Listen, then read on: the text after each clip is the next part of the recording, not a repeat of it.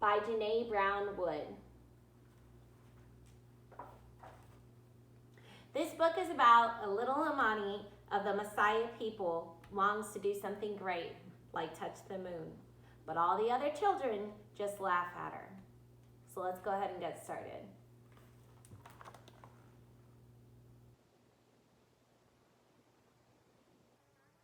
Smallest child in her village. Imani, the other children teased. She's no higher than a lion's cub, nee. Careful, they called to her.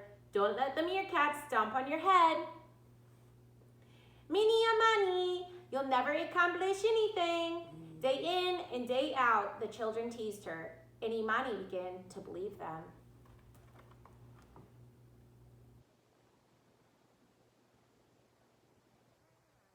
Imani's mama lifted her spirits with stories. This night, Mama told her of Olapa, the goddess of the moon who fought a great battle against the god of the sun and triumphed. Do you think I could do something as great as Olapa? Asked Imani. I do, answered Mama. Even touching the moon? Even that, said Mama. But it is you who must believe. Mama kissed her forehead. Usaka mueva. Good night, Imani. Good night, Mama.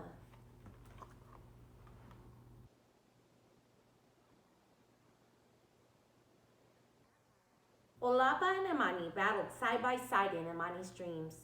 Together they protected the people of the earth from danger, flew over the sky and guarded the moon. Imani stood tall and brave on the moon, with Olapa beside her. The next morning, Imani awoke, inspired to do something great. Today, she told herself, I will touch the moon. Imani made her way through the village. Look, it's Imani the ant, called one of the teasing children. Where are you off to, teased another. Going to catch a ride on a beetle's back? I'm going to touch the moon, answered Imani. The children laughed and followed her.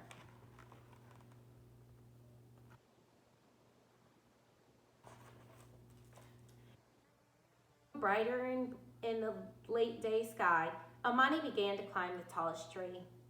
The bark scraped at her hands and her legs. On a branch above, Nooko, the snake, appeared. What's going on? He hissed. I'm going to touch the moon, answered Imani. That's impossible, Nyoko jeered. It's much too high. Imani climbed on. As she got higher and higher, climbing harder and harder, she stretched herself to reach the next branch, but lost her footing and fell to the ground with a thump.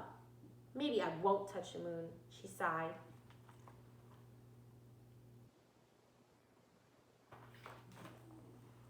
That night, Mama told Imani about Insani, the small spider who captured a snake to gain a name for himself. Mama, do you believe that a spider, so small and so weak, could really capture a snake so long and so quick? Imani asked. I do, answered Mama. Even if no one else believes it, Imani answered. A challenge is only impossible until someone accomplishes it, Mama said. Imani, it is only you who must believe. Imani drifted to sleep and dreamed that she climbed to the top of the highest tree in her village and captured a snake and made a name for herself.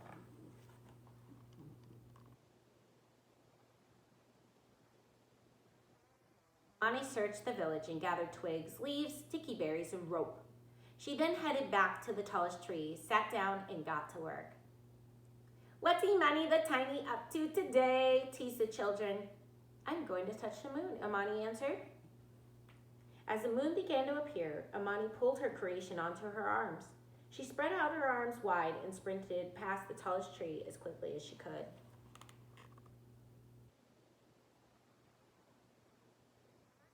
Caught a gust of wind. She soared as high as the treetops. What are you doing up here? Asked Suoko, the chimpanzee, confused to see a flying human. I'm going to touch the moon, Imani called. You cannot do that. Give up, give up. mocked Suoku. Imani flew on. Then suddenly a strong burst of wind, too mighty for her delicate wings, sent her sailing into the tree with a crash. The children laughed and left her behind. I give up, she sighed.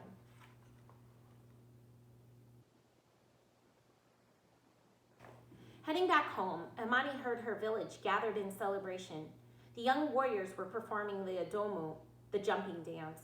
Over and over again, the warriors jumped high into the sky, their heads caressing the clouds. Cheers and chants rang from the proud villagers. One of the warriors jumped higher and higher than any other. This warrior seemed to fly. Imani could not look away. She cheered the loudest for him.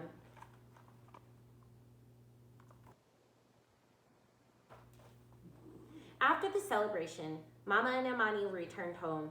Too tired for a story, Imani went straight to sleep. Her dreams danced with visions of the Adomu. The cheers and chants from her tribe still echoed in her head. When morning broke, Imani went to the tallest tree. The teasing children followed. "She's going to climb again," they hollered. But instead, Imani jumped.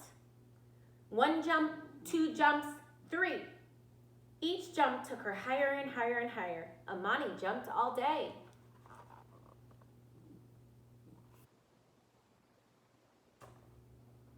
As the sky grew darker and darker, Bundy the owl flew by. "What are you doing?" he asked. "I am going to touch the moon," Imani answered. "Don't fool yourself. You won't make it," hooted Bundy. But Imani jumped on. Her body grew tired, her legs ached, her feet throbbed, and the children continued to taunt her. But like a warrior, she jumped higher than each jump before. In her mind, she could only hear the cheers and chants of her proud village.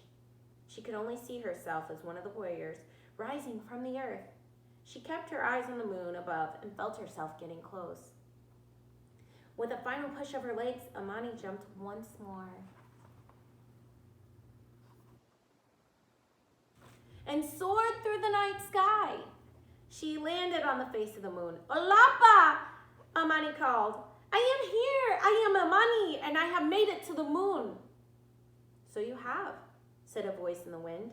"Welcome." Imani clapped. She danced. She sang. She rolled in the moon dust and danced with excitement as she celebrated and noticed something shiny.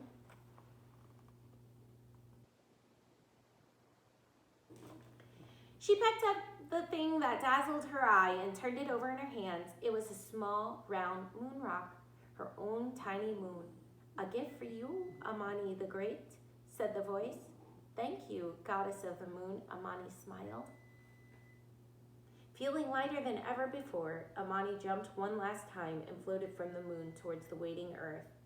Down from the sky came Imani, the small girl with a small moon in her hands.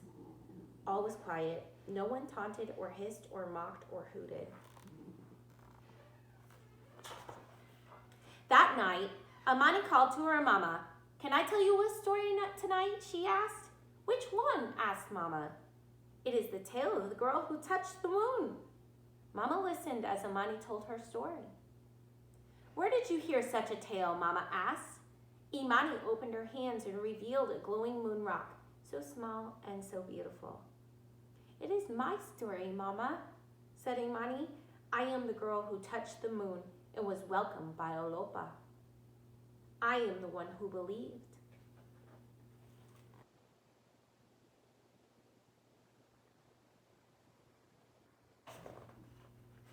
On the plains of Tanzania and Kenya lived the Maasai people, as an African tribe known for their bright robes and their cultural jumping dance called the adomu. During the adomu, warriors from the tribe stand in a circle and try to outjump each other, leaping high with their strong legs while barely moving their arms. Sometimes the dance is done while the warriors chant or sing songs.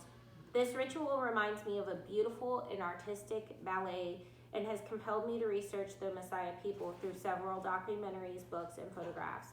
I soon became inspired to write Imani's story. That's a note from our author, the beautiful and talented JaNay Brown Wood. Thank you guys for tuning in today. I appreciate you watching my story. Thank you and good night.